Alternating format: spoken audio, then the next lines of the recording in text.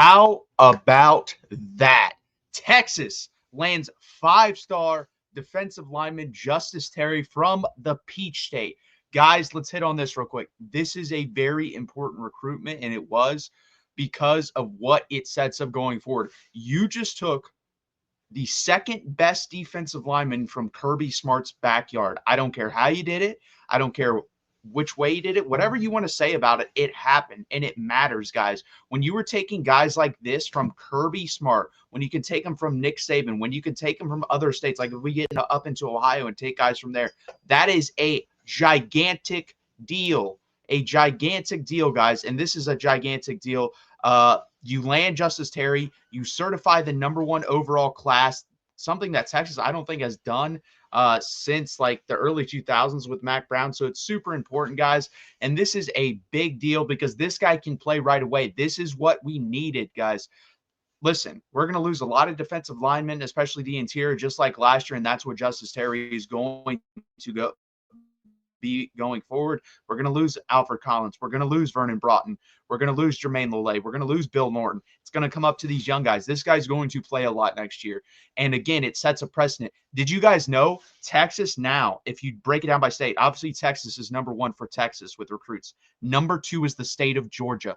That is huge going forward. Per capita, Georgia produces the most NFL players. If you start making relationships, if you start taking guys like this out of there and you get them to play at the highest level they possibly can play, you're going to get more of them. And if you get more of them, you become the top dog. You become the person everyone is chasing. And guess what? There's more players in Texas to take. You can't take them all. There's still going to be some good players left, and Texas is still going to get the best of them. So if you start going into Florida like we have been with a Jamie French and guys of that nature, and you go into Georgia and you take a Justus Terry, scary hours. That's all I'm going to say. Now let's talk about the prospect as a whole. Like I said, the #2 defensive lineman in the class. He is the #9 overall player according to 247. Listen, you can go to 247 and On3. Those are the two sites I trust. Wherever you look, he is a top 20 player in the country.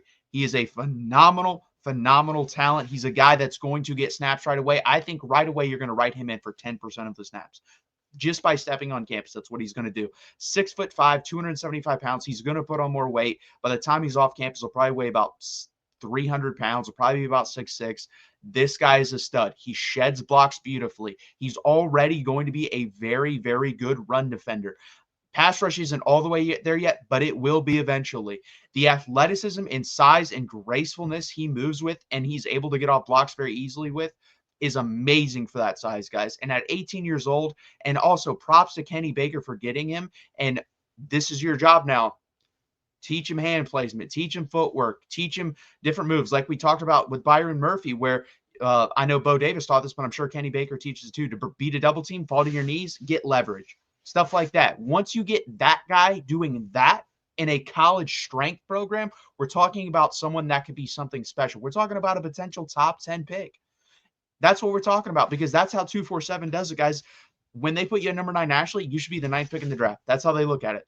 I don't necessarily agree with that, but that's still crazy to me. And we just took him from Georgia. I think that needs to soak in for you guys listening to this. That is a big deal, a gigantic deal. That's going to matter for classes going forward. This guy's going to matter for the next 4 years. That's going to matter for the whole time Steve Sarkisian is at the University of Texas. Gigantic deal. It is freaking awesome that we did this, guys. And it solidifies the #1 class. So this is a guy I think, like I said, is going to play right away. Little bit better technique, but athleticism and technique is all, or his athleticism is off the charts and technique is still pretty damn good. That's why he's a 5-star. And I'm excited for him to be on the 40 acres. Hook him for that, guys. Now, the #1 class is officially locked up. Texas is the #1 class. Whatever service you want to look at, I think they're going to be #1.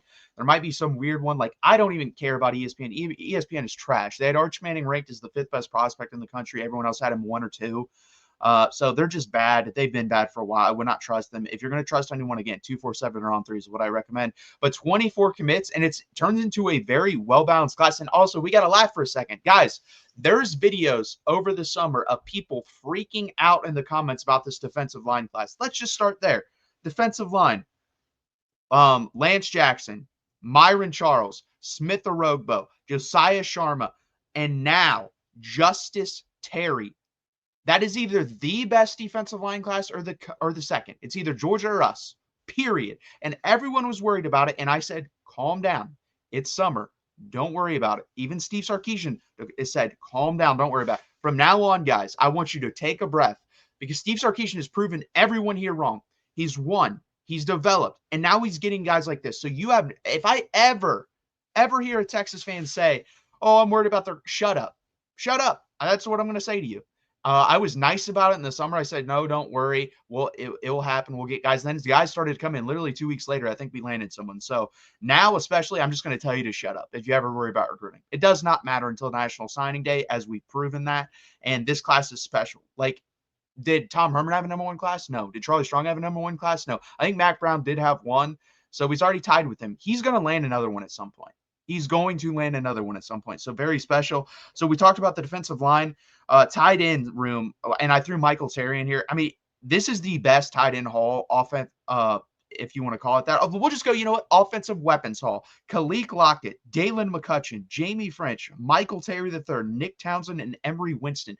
Those are 6 guys that are just versatile in everything they do. And they're special athletes, especially Nick Townsend, Michael Terry, freak athletes. Khalil Lockett could turn into that if he grows another inch, be a 6'3" guy with his type of speed and length and athleticism, and also the ability to go up and point a football and then catch it is phenomenal. I have him as the number 1 wide receiver in the country. I've said that for a while. We'll see if I'm right about that. I like him better than Corey Moore personally. Could be wrong on that.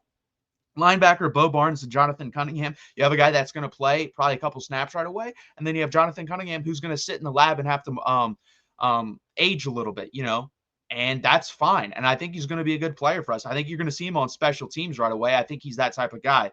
But a really good frame, really good athleticism from him. Cornerbacks, we worried about this as well. We have Cade Phillips. Wherever you see, he's a top 10 cornerback in the country. Grayson Littleton is a top 20 cornerback in the country. Both long, lengthy players. And my favorite player, most underrated player out of this class is Caleb Chester. I think Caleb Chester is a special player. He's got the length. He's got the athleticism. He's a good tackler. I really don't understand why he's a 3-star just watching him and looking at the measurables. I think he should be a 4-star. I think he plays not super early, but you could see him playing in 2 years at Texas, being a starting cornerback. I really believe that. He's that good. I love him. I think he's going to be a good player. Running backs, James Simon and Ricky Stewart. I like both these guys. I don't think either of them are special. I don't think they're CJ Baxter or anything of that nature or Jonathan Brooks, but I think they're good players. I think they can be Trey Wisner. I think they can be a Christian Clark when he gets his time. I think they can be guys like that. And that's good enough in the Sark offenses we've seen. KJ Lacey, I'm going to be straight up honest. I don't really think he plays very much for Texas. I think it's going to be Arch Manning then straight to Diabell, but prove me wrong. Prove me wrong. I think he's a good player. I'm not saying that. I just think it's the circumstances, and I respect him for stepping into it and willing to compete. Not many guys are willing to do that, so I definitely respect it. Offensive lineman, Nick Brooks, gigantic human being. Wherever you look, 6'7", 6'8", 350-plus pounds. We'll see if he can move. That's my question. If you put him out tackle, does he have enough mobility to play tackle? We will see, because he might be too big for guard, honestly. And then a bunch of developmental guys. This is honestly the weakest class that we've had at offensive line in a while. Jordan Coleman, Jackson Christian, and Devin Coleman. And then we have the triplet of the Colemans as well. Their other brother who's also committed. We'll see what happens there. That's like the one I'm worried about. But let's be honest here. Next year, John Turntine seems like a lock, and I'd kind of be shocked if he didn't end up at Texas. He's the number 1 offensive lineman in the country. So that's not that big of a deal to me this year. But we'll see. And the portal. So I'm not really that worried. Like right now, you're probably going to look up at 2 probably defensive tackles and 1 or 2 offensive linemen, 1 interior, 1 offensive tackles. My guess is what's going to happen. And then I didn't even talk about the safeties. You get 5-star Jonah Williams, who I think is going to be a Swiss Army knife, play safety, play corner, play nickel, play linebacker. I think he's going to play a lot, guys, all over. And then Zalus Hicks, who actually reclassified from the 26th class, stuck with Texas through thick and thin. They tried to flip him, but we stuck with him. So that certifies this number 1 class. Justus Terry is the cherry on top for this number 1 class, and it is a gigantic deal. I cannot emphasize that enough.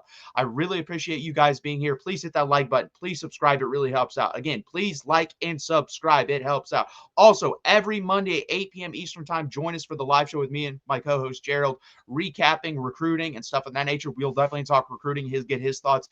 Thank you, and hook 'em, guys. Really, really